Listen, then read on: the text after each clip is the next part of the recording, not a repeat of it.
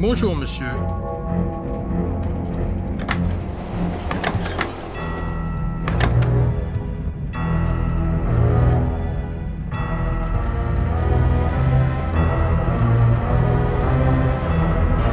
Bonjour, monsieur.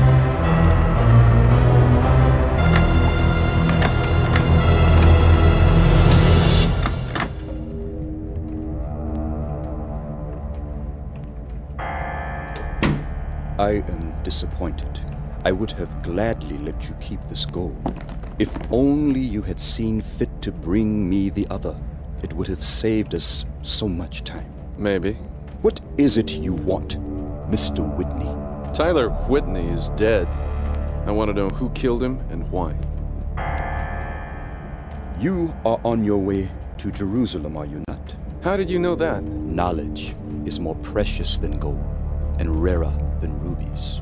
If knowledge is the coin in which you wish to be paid, I could tell you many things about yourself and that ring you wear, for example. But the question you ask, that question I cannot answer. Then I'll be on my way. Not yet. I'm afraid you owe me some slight favor for having helped yourself to my luggage. That scarf in his breast pocket. Get it, please.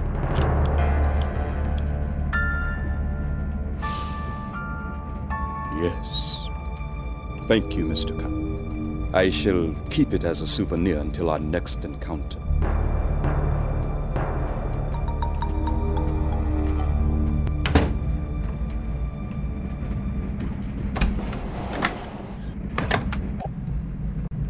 Bonjour, monsieur.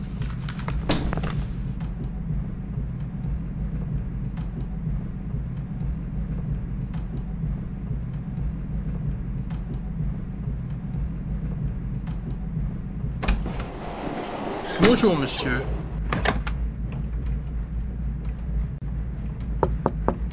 Come in.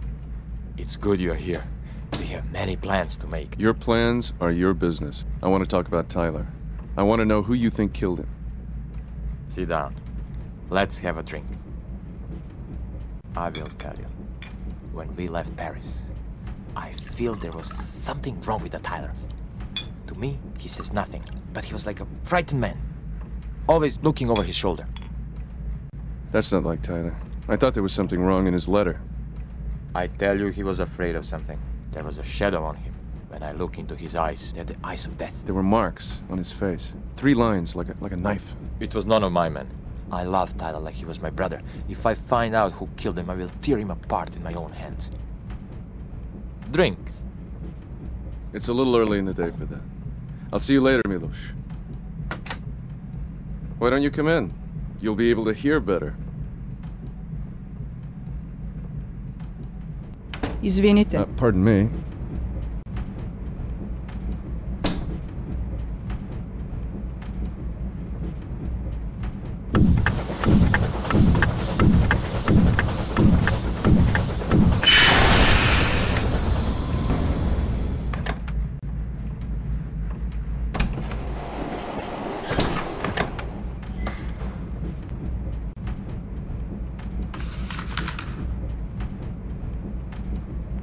Pardon me. Excuse me, I couldn't help noticing you're by yourself. Mind if I join you? Please. Normally one doesn't go about introducing oneself to complete strangers, but we lone travelers are in fellowship, aren't we? George Abbott, Empire Chemicals. My name is August Schmidt. Not the August Schmidt. The rising young industrialist, A.B. Schmidt & Co., munitions, transport, artillery. One of the stars of the new German industry. I must say I'm very pleased to meet you. You embarrass me, sir. It is true, we do quite a bit of business in England. Yes, wasn't it your firm that just shipped, I believe it was 40,000 rifles and 1 million cartridges into Ulster?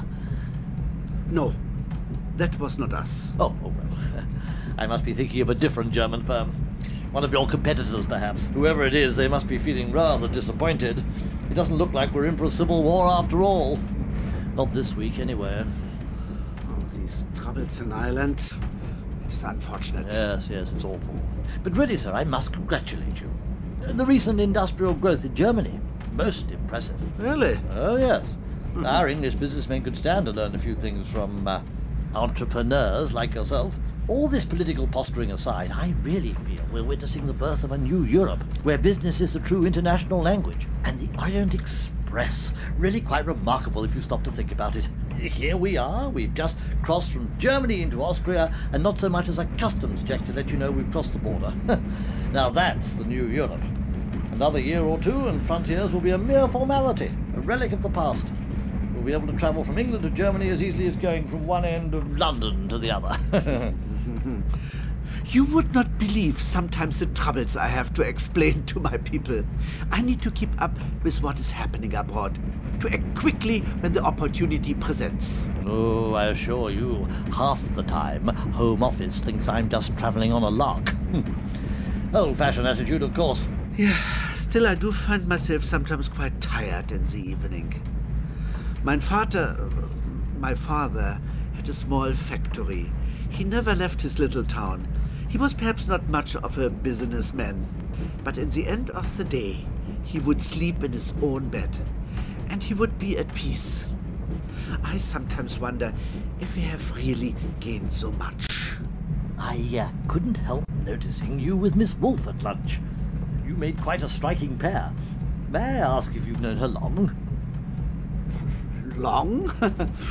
Well, you know, I'm a great admirer of her music.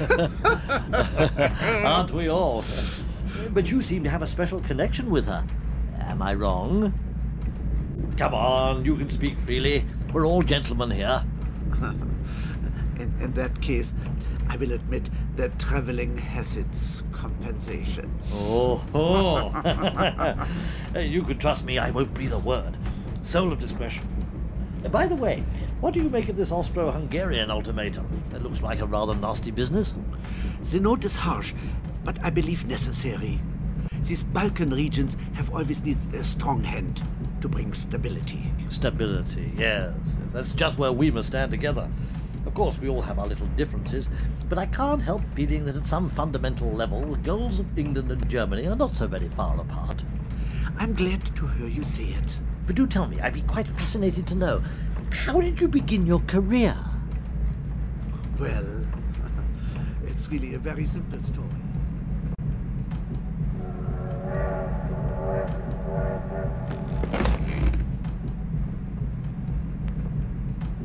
Well, off I go.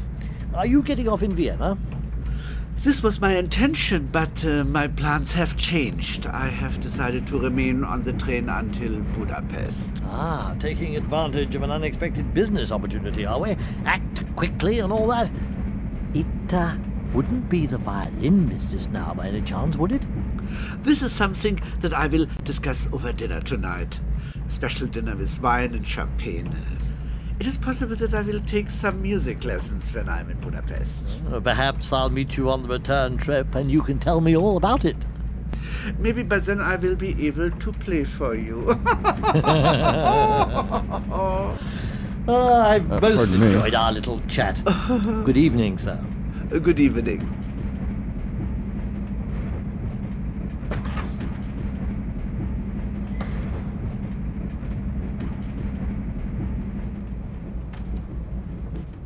Mind if I join you? Of course. Cigar? The best Havana. No thanks. Americans don't know how to have pleasure. How can there be a life of the spirit if the body is not fed? How's Fräulein Wolf? I shall dine with her this evening. Tell me, August, how did a spiritual person like yourself end up as a munitions maker? You would find that quite difficult to understand. Unlike you, Herr Whitney, I'm not motivated only by gold. I'm always thinking of the higher interest of my fatherland. Where does the fatherland's interest lie in arming a band of Serbian terrorists? Terrorists? You surprise me. I had thought you would at least keep up the pretense of sympathy with the group that is paying you. I never said I wasn't sympathetic. I said they were terrorists. And you haven't answered my question. The last time I looked at a newspaper, Serbia was allied to Russia and France. Your question is not a bad one. I leave it to you to find the answer.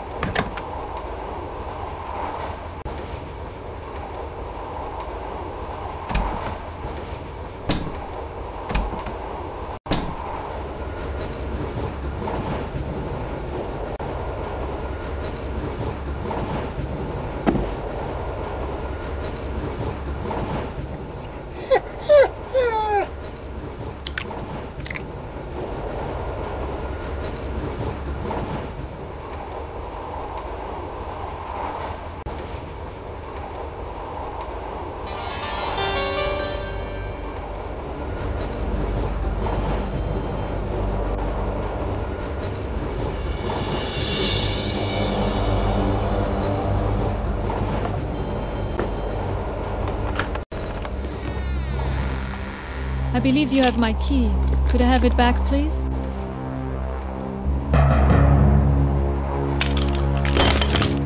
That's enough guns for the day. Tell me, when you killed Tyler, was that part of the job, or was that your own idea?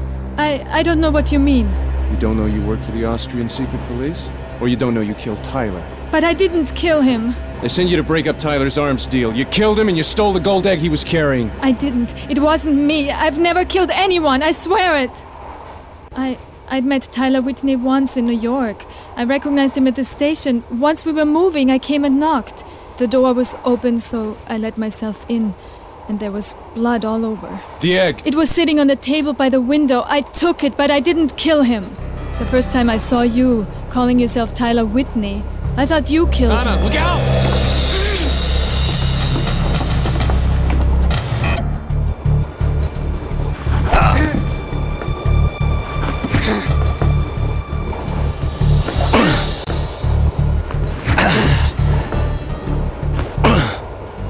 Keine Bewegung.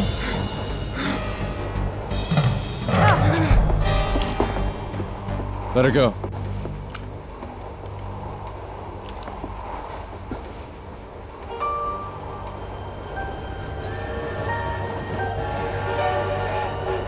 Vienna.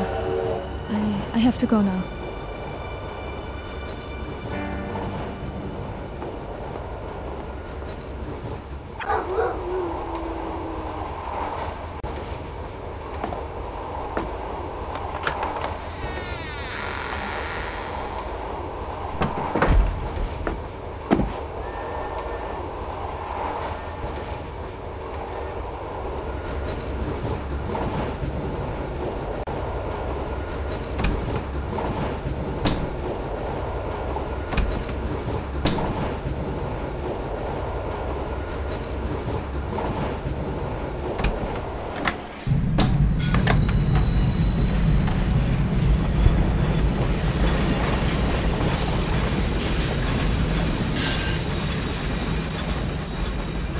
Excusez-moi, monsieur. Pardon me.